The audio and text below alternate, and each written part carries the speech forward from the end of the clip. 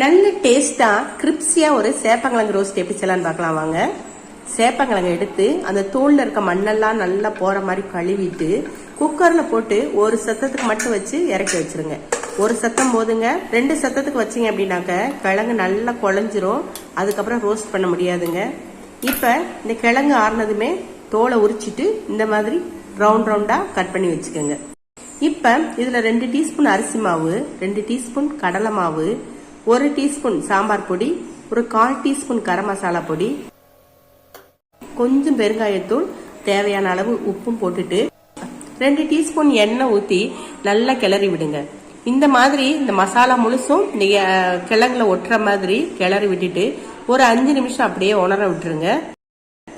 இப்ப பேன்ல எண்ணெய் ஊத்தி எண்ணெய் காஞ்சதுமே கடுகு உளுந்தம் பருப்பை போட்டு பொரிய விடுங்க. கடுகு பொரிஞ்சதும் கொஞ்சம் கருவேப்பிலை உருவி போட்டு தாளிச்சு விட்டுட்டு நம்ம இப்ப காய வச்சிருக்கிற இந்த கிழங்கை எடுத்து ஒன்னொன்னா எண்ணெயில இந்த மாதிரி பரப்பி வச்சுட்டு ஸ்டவ்வை மீடியம் ஃப்ளேம்ல வச்சுட்டு மூடி வச்சிருங்க.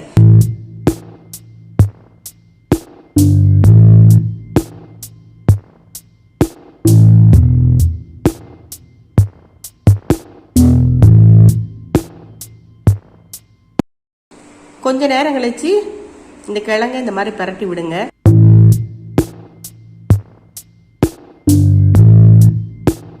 கொஞ்ச நேரத்துக்கு ஒருக்க இந்த மாதிரி இந்த கிழங்கை கிளறி விட்டுக்கிட்டே இருந்தீங்க அப்படின்னா நல்ல கிரிப்ஸியா வந்துருங்க.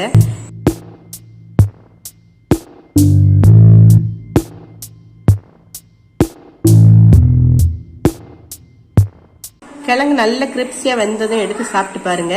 எப்படி இருந்துச்சுங்கிறத கமெண்ட்ல சொல்லுங்க.